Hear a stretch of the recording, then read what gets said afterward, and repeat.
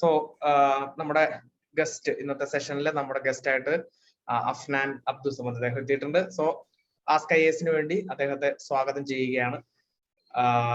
നമുക്ക് കൂടുതൽ എന്താ പറയാ സമയം കളയാതെ തന്നെ നമുക്ക് നമ്മുടെ സെഷനിലേക്ക് കടക്കാം. Afnan, good evening. യെസ്, ഒന്ന് സെറ്റിൽ ആവാണ് നമുക്ക് എല്ലാവരും. Thank you. ഓക്കെ, നമുക്ക് നമ്മുടെ ഒരു ക്വസ്റ്റ്യൻ ആൻസർ സെഷൻ പോലെയാണ് നമ്മുടെ ഈ ഒരു സെഷൻ പ്ലാൻ ചെയ്തിട്ടുള്ളത്. സോ വിതൗട്ട് ഫർദർ അഡു നമുക്ക് നമ്മുടെ ക്വസ്റ്റ്യൻസിലേക്ക് കടക്കാം എന്ന് വിചാരിക്കുന്നു. സോ ഇതൊരു മെയിൻസ് ഓറിയന്റേഷൻ പ്രോഗ്രാം ആയതുകൊണ്ട് തന്നെ നമുക്കിപ്പം UPSC എക്സാമിനേഷൻ ഒരു വളരെ ലെങ്തി ആയിട്ടുള്ള ഒരു പ്രോസസ്സാണ്. ടൈമിന്റെ ബേസിസിലാണെങ്കിലും എക്സാമിന്റെ ഓരോ ലെവലിന്റെ ബേസിസിലാണെങ്കിലും. സോ മെയിൻസിനെ കുറിച്ച് മാത്രമായിട്ട് ചോദിക്കുകയാണെങ്കിൽ മെയിൻസ് ആൻസർ റൈറ്റിംഗ് അല്ലെങ്കിൽ മെയിൻസ് പ്രിപ്പറേഷനുമായി ബന്ധപ്പെട്ടിട്ട് താങ്കൾ നേരിട്ടിട്ടുള്ള പ്രധാനപ്പെട്ട വെല്ലുവിളികൾ അല്ലെങ്കിൽ ഡിഫിക്കൽട്ടീസ് എന്തൊക്കെയായിരുന്നു എന്നൊന്ന് ആദ്യം തന്നെ പറയാമോ? ഓക്കെ, ആദ്യം തന്നെ ഞാനൊരു ക്ഷമ ചോദിക്കുകയാണ്. എന്നോട് 7 o'clock ആയിരുന്നു പറഞ്ഞത്. എനിക്ക് കുറച്ച് ലേറ്റ് ആയി പോയി, കുറച്ചധികം ലേറ്റ് ആയി പോയി.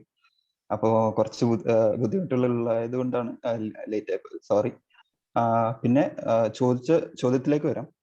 സോ മെയിൻസ് ആൻസർ റൈറ്റിംഗ് ഇതിലേക്ക് വരുമ്പോൾ ഫസ്റ്റ് ആയിട്ട് ഞാൻ എൻ്റെ ഫസ്റ്റ് സീരിയസ് അറ്റംപ്റ്റ് ആയിരുന്നു.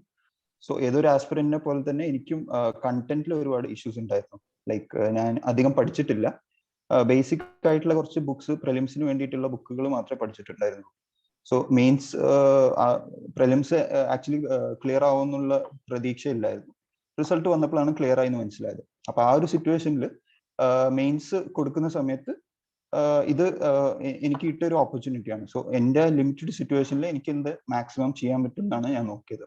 So at that point in time limited കണ്ടന്റിൽ എന്നെ മാക്സിമം എങ്ങനെ മാർക്സ് സ്കോർ ചെയ്യാന്നുള്ള ഒരു അപ്രോച്ച് ആയിരുന്നു ഞാൻ ഫോളോ ചെയ്യാൻ ശ്രമിച്ചിട്ടുണ്ടായിരുന്നത്. സോ അതിൽ വന്നപ്പം ആദ്യം തന്നെ ഞാൻ ഫേസ് ചെയ്ത ഇഷ്യൂ എന്താണെന്ന് വെച്ചാൽ ചോദിക്കുന്ന ചോദ്യം എന്താണ് എന്ന് പ്രോപ്പറായിട്ട് അഡ്രസ് ചെയ്യാൻ പറ്റുന്നില്ലായിരുന്നു. ലൈക്ക് എന്തോ ഒരു സാധനം ചോദിക്കും, അപ്പൊ ഞാൻ പഠിച്ച കാര്യങ്ങൾ വെച്ച് തന്നെ അത് എഴുതാൻ ശ്രമിക്കും. ബട്ട് അത് ആക്ച്വൽ ക്വസ്റ്റ്യൻ അഡ്രസ് ചെയ്യുന്നുണ്ടോ എന്നുള്ള കാര്യം ഇനീഷ്യലി അത് പ്രശ്നമായിരുന്നു. സോ അതായിരുന്നു ഞാൻ മെയിൻ ആയിട്ട് ചെയ്യാൻ ശ്രമിച്ചിട്ടുണ്ടായിരുന്നത്. പിന്നെ പ്രിപ്പറേഷൻ കണ്ടന്റ്സ് ആയിട്ട് വരുമ്പോൾ ഇതേപോലെ ലൈക്ക് ഫ്രെയിം വർക്ക് അപ്രോച്ച്, പിന്നെ കുറച്ച് സ്പെസിഫിക് ആയിട്ടുള്ള കാര്യങ്ങൾ മാത്രം പഠിച്ചു പോകാൻ ശ്രമിച്ചു. അങ്ങനെ കുറച്ച് സ്മാർട്ട് വർക്കിലൂടെയും മെയിൻസ് ടാക്കിൾ ചെയ്യാൻ ശ്രമിച്ചിട്ടുണ്ടായിരുന്നു.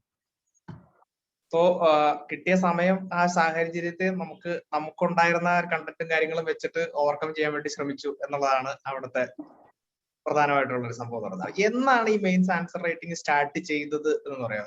പ്രിലിംസിന്റെ റിസൾട്ട് വന്നതിന് ശേഷമാണോ അതോ നേരത്തെ തന്നെ സ്റ്റാർട്ട് ചെയ്തിട്ടുണ്ടായിരുന്നോ എന്നുള്ളത്? ഞാൻ എഴുതിയ വർഷം നമ്മളെ പ്രിലിംസ് ഒന്ന് എക്സ്റ്റെൻഡ് ചെയ്തിരുന്നു, ജൂണിൽ നിന്ന് ഒക്ടോബറിലേക്ക്. അപ്പൊ ആ ഒരു ടൈം പീരീഡിൽ നമുക്ക് മെയിൻസിന് പഠിക്കാനുള്ള ഒരു ഇത് കിട്ടി. അപ്പൊ അതിനു മുന്നേ ഞാൻ ഒന്നും ആൻസർ റൈറ്റിംഗ് അധികം ചെയ്തിട്ടുണ്ടായിരുന്നില്ല. അപ്പൊ ആ എക്സ്റ്റെൻഡ് ചെയ്ത പീരീഡിൽ ഓപ്ഷണലിന്റെ ആൻസർ റൈറ്റിംഗ് ഞാൻ ഫുൾ ആയിട്ട്, അതായത് പ്രീവിയസ് ഇയർ ഫുള്ള് കംപ്ലീറ്റ് ചെയ്തു. GS അങ്ങനെ ചെയ്തിട്ടില്ല, ഓപ്ഷണൽ അതിനു മുന്നേ കംപ്ലീറ്റ് ചെയ്തിരുന്നു. എന്നിട്ട് പിന്നെ പ്രിലിംസ് റിസൾട്ട് വന്നതിന് ശേഷമാണ് GSഉം പിന്നെ SC ഒക്കെ സ്റ്റാർട്ട് ചെയ്തത്. എന്തായിരിക്കും ഒരു ഐഡിയൽ അപ്രോച്ച് എന്നത്? അതായത് ഈ രീതിയിൽ മതിയോ അതോ നേരത്തെ തുടങ്ങുന്നത് കൊണ്ട് ശരിക്കുള്ള ബെനിഫിറ്റ്സ് ഉണ്ടോ? ഡെഫിനറ്റ്ലി മെയിൻസിന് എനിക്ക് എൻ്റെ ഒരു മാർക്കിന്റെ ഞാൻ അനലൈസ് ചെയ്തപ്പോൾ എനിക്ക് ഏറ്റവും കൂടുതൽ മാർക്ക് കിട്ടിയത് സോഷ്യോളജിക്കാണ്. 288 മാർക്സ് ആണ് എനിക്ക് സോഷ്യോളജിക്ക് കിട്ടിയത്. അപ്പൊ ഏറ്റവും കൂടുതൽ ആൻസർ എഴുതിയതും സോഷ്യോളജിയാണ്. അപ്പൊ ഒരു direct correlation with practice and മാർക്സിലുണ്ട്. GSൽ എസ്സേലാണ് എനിക്ക് ഏറ്റവും കുറവ് മാർക്ക്, എസ്സേലാണ് ഞാൻ ഏറ്റവും കുറവ് ആൻസർ എഴുതിയിട്ടുള്ളത്. സോ ഡെഫിനറ്റ്ലി നമ്മൾ കൂടുതൽ എഴുതും, പക്ഷെ ഒരു ഇൻഫിനിറ്റ് നമ്പർ അല്ല, നമ്മൾ ഓരോ ആൻസർ എഴുതുമ്പോൾ അതിൽ എന്തെങ്കിലും ഇമ്പ്രൂവ്മെന്റ് കൊണ്ടുവരാൻ എന്നുള്ള ഒരു അപ്രോച്ച് ഫോളോ ചെയ്തിട്ട് നമ്മൾ മാക്സിമം എഴുതുകയാണെങ്കിൽ ഡെഫിനറ്റ്ലി അത് നമുക്കൊരു ബെറ്റർ റിസൾട്ടിലേക്ക് എത്തിക്കും. തീർച്ചയായിട്ടും പ്രാക്ടീസ് എന്ന് പറയുന്നത് വളരെ ഇമ്പോർട്ടന്റ് ആണ്. നമ്മൾ എത്രത്തോളം നന്നായിട്ട് പ്രാക്ടീസ് ചെയ്യുന്നു അത് കറക്റ്റ് ആയിട്ട് നമ്മുടെ മാർക്സിൽ റിഫ്ലക്ട് ചെയ്യുന്നുള്ളത് വളരെ ഇമ്പോർട്ടന്റ് ആണ്. അപ്പോൾ നമ്മൾ ഈ ആൻസർ പ്രസന്റേഷൻ അല്ലെങ്കിൽ റൈറ്റിങ്ങിനെ വിട്ടിട്ട് നമ്മൾ കണ്ടന്റിലേക്ക് വരികയാണെങ്കിൽ കണ്ടന്റ് എന്ന് പറയുന്നത് ആൻസർ റൈറ്റിംഗിൽ എത്രത്തോളം ഇമ്പോർട്ടന്റ് ആണ്? കണ്ടന്റ് ഈസ് വളരെ ഇമ്പോർട്ടന്റ് ആണ്, പക്ഷെ അത് റെലവെന്റ് ആയിരിക്കുക എന്നുള്ളൊരു ഫാക്ടറും കൂടി ഉണ്ട്. അതായത് എന്താണ് ചോദിച്ചത് അത് തന്നെ അഡ്രസ് ചെയ്യുന്നുണ്ടോ എന്നുള്ള ഒരു കാര്യമാണ് പൊതുവെ ചെക്ക് ചെയ്യാറുള്ളത്. ഇപ്പോൾ ഒരു ഇൻവിജിലേറ്ററിന്റെ പോയിന്റ് ഓഫ് വ്യൂ നമ്മൾ നോക്കുകയാണെങ്കിൽ, ഏതൊരു ക്വസ്റ്റ്യൻ വരികയാണെങ്കിലും ഇൻവിജിലേറ്റർ നോക്കുന്ന കുറച്ച് കീ ആയിട്ടുള്ള എലിമെന്റ്സ് ഉണ്ട്. കുറച്ച് കീവേഡ്സ്, കുറച്ച് സ്പെസിഫിക് ആയിട്ടുള്ള ആ ടോപ്പിക്കിന് റിലേറ്റഡ് ആയിട്ടുള്ള കുറച്ച് കാര്യങ്ങൾ. അപ്പൊ അങ്ങനത്തെ സാധനങ്ങളാണ് ഇൻവിജിലേറ്റർ കറക്റ്റ് ചെയ്യുന്ന സമയത്ത് അത് നോക്കി പോവാം. അപ്പൊ ആ കാര്യങ്ങൾ നമ്മൾ ഉൾപ്പെടുത്താൻ ശ്രമിക്കുക എന്നുള്ളതാണ് നമ്മൾ മെയിൻ ആയിട്ട് നമ്മൾ ഫോക്കസ് ചെയ്യേണ്ടത്. സോ നമ്മൾ കണ്ടന്റ് ഓറിയന്റഡ് ആയിട്ട് മാത്രം നമ്മൾ പ്രിപ്പറേഷൻ കൊണ്ടുപോയിട്ട് കാര്യമില്ല. നമ്മൾ ആ കണ്ടന്റിനെ ഈ പറഞ്ഞ ക്വസ്റ്റിന്റെ ഡിമാൻഡിനനുസരിച്ചുകൂടെ പ്രസന്റ് ചെയ്യാൻ വേണ്ടിയിട്ട് നമുക്കൊരു സ്കിൽ ഉണ്ടായിരിക്കണം എന്നാണ് അഫ്നാൻ പറയുന്നത്. ഓക്കെ, അപ്പൊ നമ്മൾ ഈ ആൻസർ റൈറ്റിംഗ് സ്കിൽസ് നമ്മളാരും എന്താ പറയാ ഒരു ബെസ്റ്റ് ആൻസർ എഴുതി വരുന്ന ആളുകളല്ല. നമ്മൾ വന്ന് പതുക്കെ ഇമ്പ്രൂവ് ചെയ്യാണല്ലോ ചെയ്യുന്നത്. അപ്പൊ ഈ സ്കിൽസിനെ ഇമ്പ്രൂവ് ചെയ്യാൻ വേണ്ടിയിട്ട് നമുക്ക് എന്തെല്ലാം കാര്യങ്ങൾ ചെയ്യാൻ പറ്റും? ഒരു നല്ല ആൻസറിലേക്ക് നമ്മുടെ ആൻസേഴ്സിനെ എത്തിക്കാൻ വേണ്ടിയിട്ട് നമുക്ക് എന്തെല്ലാം കാര്യങ്ങൾ ചെയ്യാൻ പറ്റും? നമുക്ക് ഐഡിയലി ഇപ്പോൾ നമുക്ക് എഴുതാൻ പറ്റുന്ന ഒരു best answer like there is no limit. അത് നമുക്ക് ബെസ്റ്റ് എന്നുള്ള ഒരു സാധനം ഡിഫൈൻഡ് അല്ല. അപ്പൊ നമ്മൾ നമ്മുടെ ഒരു മോസ്റ്റ്ലി ഇതിൽ UPSC ഫോളോ ചെയ്യുന്ന സ്ട്രാറ്റജി എന്ന് പറഞ്ഞാൽ എല്ലാ പേപ്പറിലും ആവറേജ് ആയിട്ടുള്ള മാർക്സ് എത്തിക്കുക. പക്ഷെ ചില പേപ്പേഴ്സ് ഓപ്ഷണൽ അല്ലെങ്കിൽ essay ethics above average marks എത്തിക്കുക. അപ്പൊ ഈ ഒരു സ്ട്രാറ്റജി ഫോളോ ചെയ്യുന്ന ആൾക്ക് അൾട്ടിമേറ്റ്ലി റാങ്ക് ലിസ്റ്റിലേക്ക് എത്താം. സോ നമ്മൾ മാക്സിമം ചെയ്യേണ്ടത് നമ്മളെ ആൻസർ ഒരിക്കലും ആവറേജിൽ താഴെ ആവരുത്. പക്ഷെ നമ്മുടെ സ്ട്രെങ്ത് ഏതാണോ ആ സ്ട്രെങ്ത്തിലുള്ള പേപ്പേഴ്സിൽ നമ്മൾ അബവ് ആവറേജ് ആവാൻ ശ്രമിക്കുക. ഇതാണ് ഞാൻ ഫോളോ ചെയ്ത സ്ട്രാറ്റജി. എനിക്ക് ഓപ്ഷണലും എത്തിക്സും ഒക്കെ എൻ്റെ ഒരു സ്ട്രെങ്ത് ആയിരുന്നു. അപ്പൊ അത് ഞാൻ മാക്സിമം ഇംപ്രൂവ് ചെയ്യാൻ ശ്രമിച്ചു. പക്ഷെ എനിക്ക് വീക്ക് ആയിട്ടുള്ള സബ്ജക്ട്സ് ഹിസ്റ്ററി പിന്നെ ജോഗ്രഫി ഒന്നും ഞാൻ പ്രിപ്പയർ ചെയ്തില്ല. സോ ആ സബ്ജക്ട്സിൽ ഒരു മിനിമം കണ്ടന്റ് എങ്കിലും എഴുതാനുള്ള ഒരു അറ്റംപ്റ്റ് ചെയ്തിരുന്നു. ആ ഒരു സ്ട്രാറ്റജിയാണ് ഞാൻ ഫോളോ ചെയ്തത്. അതുപോലെ തന്നെ ഒരു ആൻസർ റൈറ്റിങ്ങിനകത്ത് നമ്മൾ എന്താ പറയാ ഡയഗ്രാംസ് ഇൻക്ലൂഡ് ചെയ്യുക, അതുപോലെ നമ്മുടെ ലാംഗ്വേജ് ഒന്ന് പോളിഷ് ചെയ്യുക, ഇങ്ങനെയുള്ള കുറെ കാര്യങ്ങൾ കൂടെ നമ്മൾ ഈ സ്കിൽസിനകത്ത് പെടുത്തൂല്ലോ. അപ്പൊ അത് ഇമ്പ്രൂവ് ചെയ്യാൻ വേണ്ടിയിട്ട് എന്തെങ്കിലുമൊക്കെ ചെയ്യാൻ പറ്റുമോ? ലാംഗ്വേജ് ഡെഫിനറ്റ്ലി റീഡിങ്ങിലൂടെ നമുക്ക് ലാംഗ്വേജ് ഇമ്പ്രൂവ് ചെയ്യാം. പിന്നെ ഡയഗ്രാംസ് എങ്ങനെ പറഞ്ഞാലും ഡയഗ്രാംസ് ഒരു നല്ലൊരു ഇൻക്ലൂഡ് ചെയ്യുകയാണെങ്കിൽ നമ്മൾ വെറുതെ for the sake of include ചെയ്യുന്നതിന് ചെയ്തിട്ട് കാര്യമില്ല. ആ ഡയഗ്രാം നമ്മൾ കൊടുക്കുന്ന സ്പേസിൽ എഴുതുന്നതിന് പകരം കൂടുതൽ കാര്യങ്ങൾ ആ ഒരു ലിമിറ്റഡ് സ്പേസിൽ നമുക്ക് കൺവേ ചെയ്യാൻ പറ്റുന്നുണ്ടെങ്കിൽ ഡയഗ്രാംസ് അത് നല്ലതാണ്. പക്ഷെ for the sake of drawing diagram നമ്മൾ വരച്ചിട്ടുണ്ടെങ്കിൽ അത് കാര്യമില്ല. ഒരു ഡയഗ്രാം വരയ്ക്കുന്നതിലൂടെ ഒരുപാട് എഴുതേണ്ടി വരുന്ന സാധനം കുറച്ച് വാക്കുകളിലൂടെ നമുക്ക് എക്സ്പ്രസ് ചെയ്യാൻ പറ്റുന്നുണ്ടെങ്കിൽ ഡയഗ്രാംസ് ആർ ഡെഫിനറ്റ്ലി ഗുഡ്. അത് നമുക്ക് ഇതേപോലെ ആർട്ട് ആൻഡ് കൾച്ചർ, ജോഗ്രഫി അതിലൊക്കെ ഡയഗ്രാംസ് യൂസ് ചെയ്യുകയാണെങ്കിൽ ഒരുപാട് സ്പേസ് നമുക്ക് ലാഭിക്കാം. അപ്പൊ കുറച്ച് സ്പേസിൽ തന്നെ ഒരുപാട് കാര്യങ്ങൾ എക്സ്പ്രസ് ചെയ്യുകയാണെങ്കിൽ ഡയഗ്രാംസ്.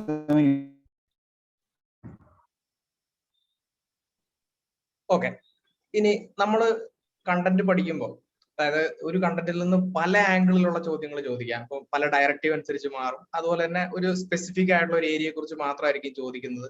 അപ്പൊ നമ്മളൊരു കണ്ടന്റ് പഠിക്കുമ്പോൾ ഇങ്ങനെ ഡിഫറെന്റ് ആംഗിളുകളിൽ നിന്നുള്ള ക്വസ്റ്റ്യൻസ് വരുമ്പോൾ അതിനെ അഡ്രസ് ചെയ്യാൻ വേണ്ടിയിട്ട് എന്ത് പ്രാക്ടീസ് ആണ് അല്ലെങ്കിൽ എന്ത് രീതിയിലാണ് നമ്മളൊരു കണ്ടന്റ് പഠിക്കുമ്പോൾ അതിനെ മനസ്സിലാക്കേണ്ടത്? ലൈക്ക് ഇപ്പോൾ നമ്മൾ UPSCയുടെ പ്രീവിയസ് ഇയർ പാറ്റേൺ എടുത്ത് നോക്കുകയാണെങ്കിൽ UPSC സ്ഥിരമായിട്ട് ചോദിക്കുന്ന കുറച്ച് ഏരിയാസ് ഉണ്ട്. അപ്പം ആ ഒരു ഏരിയസ് ഫോർ എക്സാമ്പിൾ പാർലമെന്റ് എടുക്കുകയാണെങ്കിൽ പാർലമെന്റിന്റെ എഫിഷ്യൻസി ആയിരിക്കും പൊതുവെ ചോദിക്കുന്നുണ്ടാവും. പക്ഷെ ആ പാർലമെന്റിന്റെ കോർ ആയിട്ടുള്ള കുറച്ച് കണ്ടന്റ് ഉണ്ട്. അതിന്റെ കുറച്ച് കോൺസ്റ്റിറ്റ്യൂഷണൽ പ്രൊവിഷൻസ്, ആർട്ടിക്കിൾസ്, പിന്നെ കുറച്ച് കമ്മിറ്റി റെക്കമെൻഡേഷൻ, ഇതൊക്കെ ആ സ്റ്റാറ്റിക് ആയിട്ട് അവിടെ കിടക്കുന്നുണ്ട്. പക്ഷെ ക്വസ്റ്റ്യന്റെ ഡിമാൻഡ് വരുമ്പോൾ അത് കുറച്ച് കറന്റ് റെലവെന്റ് ആയിട്ടുള്ള കാര്യങ്ങൾ മാത്രമേ വരുന്നുള്ളൂ. അപ്പം ഇപ്പൊ മേ ബി ഒരു 60 to 70% സ്റ്റാറ്റിക്സ് ആണ് നമ്മളടുത്ത് ഓൾറെഡി ഉണ്ടാവും. അതിന്റെ കൂടെ ഒരു 10 to 20% എക്സ്ട്രാ കാര്യങ്ങൾ മാത്രമേ നമ്മൾ ഒന്ന് റൈറ്റിലേക്കോ ലെഫ്റ്റിലേക്കോ ഒന്ന് മാറ്റേണ്ടതായിട്ടുള്ളൂ. ബാക്കി ബൾക്ക് ഓഫ് ദ കണ്ടന്റ് നമ്മളടുത്ത് ഓൾറെഡി ഉണ്ട്. പിന്നെ കറന്റിൽ വരുന്ന കുറച്ച് ചേഞ്ചസ് മാത്രം നമ്മളൊന്ന് അതിൽ ഇൻകോർപ്പറേറ്റ് ചെയ്താൽ മതി. സോ എല്ലാ കാര്യങ്ങളും പഠിക്കുമ്പോൾ നമ്മൾ ആ ബൾക്ക് ഓഫ് ദ സാധനം ഓൾറെഡി പഠിച്ചിട്ടുണ്ടാവും. പിന്നെ അതിന്റെ കൂടെ എക്സ്ട്രാ വരുന്ന സാധനങ്ങൾ നമ്മളൊന്ന് അങ്ങോട്ടും ഇങ്ങോട്ടും ഒന്ന് ആൻസറിനൊന്ന് ടിൽറ്റ് ചെയ്യാൻ ശ്രമിച്ചാൽ മതി.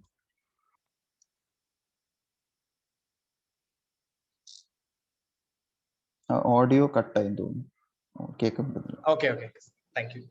ഇപ്പൊ എല്ലാവരും പ്രിലിംസ് കഴിഞ്ഞ് ഈ മെയിൻസിന്റെ ഇടയിലുള്ള ഒരു ഗ്യാപ്പ് ടൈം പീരീഡിലൂടെയാണല്ലോ കടന്നു പോകുന്നത്. ഒരു 2 months അല്ലെങ്കിൽ 2.5 months, മാക്സിമം 3 months എന്ന് പറയാം.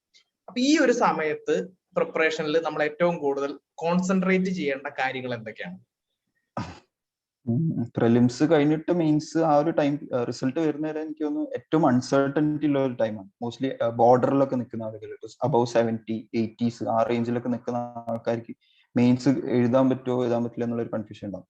സോ അൾട്ടിമേറ്റ്ലി ഒരു UPSC ആസ്പിരന്റ് എന്നുള്ള നിലയിൽ നമ്മുടെ ഫോക്കസ് നമ്മൾ എക്സാം ക്ലിയർ ചെയ്യാന്നുള്ളതാണ്, പ്രിലിംസ് ക്ലിയർ ചെയ്യുക എന്നുള്ളത് മാത്രമല്ല. സോ ഈവൻ ഇഫ് നമ്മൾ ഈ കൊല്ലം ക്ലിയർ ചെയ്തില്ലെങ്കിലും അടുത്ത വർഷത്തേക്ക് പ്രിപ്പയർ ചെയ്യുക എന്നുള്ള രീതിയിൽ നമ്മൾ പ്രിപ്പറേഷൻ സ്റ്റാർട്ട് ചെയ്യാം. ഇപ്പൊ എന്റെ കേസിൽ എടുക്കുകയാണെങ്കിൽ ഞാൻ കഴിഞ്ഞ വർഷം പ്രിലിംസ് എഴുതി കഴിഞ്ഞ് ആൻസർ കീ നോക്കുമ്പോൾ എനിക്ക് 70s റേഞ്ചിലായിരുന്നു മാർക്ക് ഉണ്ടായിരുന്നു. സോ ആ സമയത്ത് എനിക്ക് കിട്ടില്ല എന്നുള്ള ഉറപ്പായിരുന്നു. ബട്ട് ആ സമയത്ത് ഞാൻ ചിന്തിച്ചത് ഇനിയിപ്പോ ഇൻ കേസ് എനിക്ക് കിട്ടിയാലും കിട്ടിയില്ലെങ്കിലും എനിക്ക് മെയിൻസിനാണ് ഇനി പഠിക്കാനുള്ളത്. പ്രിലിംസിന് വേണ്ടിയിട്ടുള്ള കാര്യങ്ങൾ ഞാൻ പഠിച്ചു. മെയിൻസിന് ഞാൻ ആൻസർ റൈറ്റിംഗ് അധികം ചെയ്തിട്ടില്ല. സോ മെയിൻസിൽ ബാക്കി വന്ന കണ്ടന്റ് കുറച്ച് ഇന്റർനാഷണൽ റിലേഷൻസ് അല്ലെങ്കിൽ ഇന്റേണൽ സെക്യൂരിറ്റി ഇങ്ങനത്തെ കുറച്ച് ടോപ്പിക്സ് എനിക്ക് കവർ ചെയ്യാൻ ബാക്കി ഉണ്ടായിരുന്നു.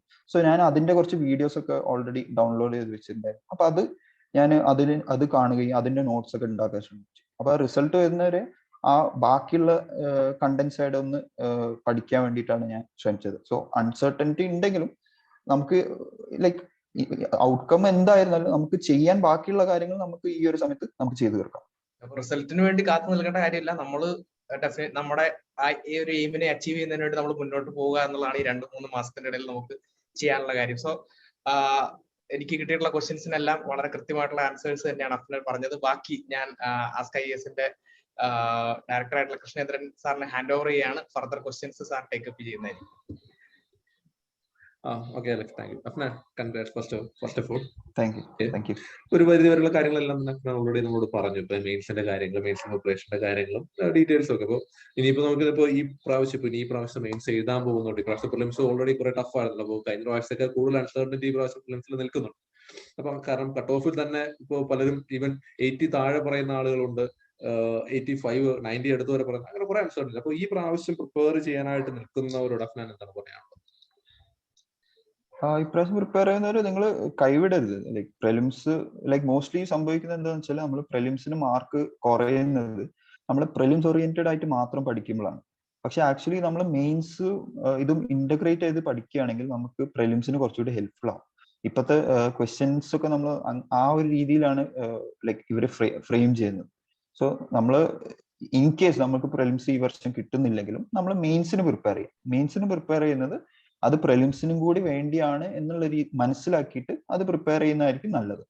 ഈ വർഷം കിട്ടിയില്ല ഡെഫിനറ്റ്ലി ഒരു വർഷം കൂടി ട്രൈ ചെയ്യണം എന്നാണ് എന്റെ ഇപ്പൊ 70s 80s ഒക്കെ കിട്ടുന്ന ആളുകളാണെങ്കിൽ ഡെഫിനറ്റ്ലി നിങ്ങൾക്ക് അടുത്ത പ്രാവശ്യം കിട്ടും. ഇപ്പൊ ഒരുപാട് ടോപ്പേഴ്സ് തന്നെ ഫസ്റ്റ് അറ്റംപ്റ്റിൽ കിട്ടാതെ അല്ലെങ്കിൽ ഫസ്റ്റ് 2 അറ്റംപ്റ്റിൽ കിട്ടാതെ പിന്നെ മൂന്നാമത്തെ അറ്റംപ്റ്റിൽ ഒരു ഭയങ്കര നല്ല റാങ്കിലൊക്കെ എത്തിച്ചേർന്നിട്ടുണ്ട്. സോ വെറുതെ നമ്മൾ ഔട്ട്കമ്മിനെ കുറിച്ച് ആലോചിച്ച് വെറുതെ ടെൻഷൻ അടിക്കാതെ നമ്മൾ ഇപ്പോഴത്തെ സിറ്റുവേഷൻ നമുക്ക് എന്ത് ചെയ്യാന്ന് ആലോചിച്ചാൽ തന്നെ മുന്നോട്ട് പോകാന്നാണ് എന്റെ ഒരു സജഷൻ.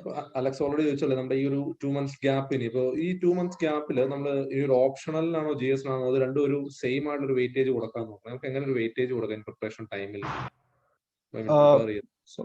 ഓക്കെ, സോ എന്റെ സ്ട്രാറ്റജി എന്തായിരുന്നു വെച്ചാൽ നേരത്തെ പറഞ്ഞ പോലെ എല്ലാ പേപ്പറിലും ആവറേജിൽ താഴെ മാർക്ക് വരാത്ത രീതിയിൽ ശ്രമിക്കുക എന്നുള്ളതാണ്. സോ എനിക്ക് വീക്ക് ആയിട്ടുള്ള സബ്ജക്ട് GS1 ആയിരുന്നു. സോ അതിൽ ആവറേജ് മാർക്ക് ഞാൻ കൊണ്ടുവരാൻ ശ്രമിക്കും. അപ്പൊ എല്ലാവരും എഴുതുന്ന സാധനങ്ങൾ ഞാൻ എഴുതാൻ ശ്രമിക്കും. അതായത് എല്ലാവർക്കും അറിയാൻ സാധ്യതയുള്ളൂ. പക്ഷെ മീൻസ് ടഫ് ആയിട്ടുള്ള ക്വസ്റ്റ്യൻ അങ്ങനെ ഫോക്കസ് ചെയ്യില്ല. പക്ഷെ എന്റെ സ്ട്രെങ്ത് ആയിട്ടുള്ള ഏരിയാസ് ഞാൻ നന്നായിട്ട് വർക്ക് ചെയ്യാൻ ശ്രമിക്കും. ഇപ്പൊ ഓപ്ഷണൽ സബ്ജക്ട് എന്റെ സ്ട്രെങ്ത് ആയി, അപ്പൊ അതിൽ ഞാൻ സമയം അലോട്ട് ചെയ്തിട്ട് അതിൽ കൂടുതൽ ഫോക്കസ് ചെയ്യും. സോ നമ്മൾ എങ്ങനെ ബാലൻസ് ചെയ്യണം എന്ന് ചോദിച്ചാൽ നമ്മൾ GS ഫോക്കസ് ചെയ്യണം, ഓപ്ഷണൽ ഫോക്കസ് ചെയ്യണം. പക്ഷെ GS ഫോക്കസ് ചെയ്യുന്ന സമയത്ത് നമ്മൾ അതിൽ ആവറേജ് ആയിട്ടുള്ള കാര്യങ്ങൾ, നമ്മൾ മിനിമം ആയിട്ടുള്ള കാര്യങ്ങൾ പഠിക്കുക. ഓപ്ഷനിൽ നമ്മൾ അബവ് ആവറേജ് ആവാനുള്ള ഒരു രീതിയിൽ പഠിക്കുക. ആ ഒരു രീതിയിൽ നമ്മൾ ടൈം അലോട്ട് ചെയ്യാം. അതായത് ഇപ്പോൾ നമുക്കൊരു ബിലോ ആവറേജിൽ നിൽക്കുന്ന ടോപ്പിക്കുകളെല്ലാം ആവറേജിൽ എത്താൻ, ആവറേജിലുള്ളതിനെ എബോ ആവറേജിലേക്ക് എത്തിക്കാനുള്ള ഒരു രീതിയിലേക്ക് നോക്കുക എന്നുള്ളത് അല്ലെ, to make it better. Okay, thank you for the time. Okay, and wish you all the best and congrats for your future journey. Okay, all the best. Thank you. Okay, thank you.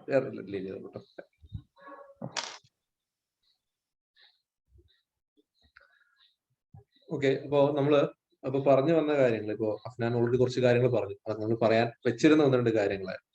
അപ്പൊ അതില് ഒന്ന് എന്ന് പറയുന്നത് ഇപ്പൊ പറഞ്ഞ പോലെ answer റൈറ്റിങ്ങിന്റെ കാര്യം പറയും.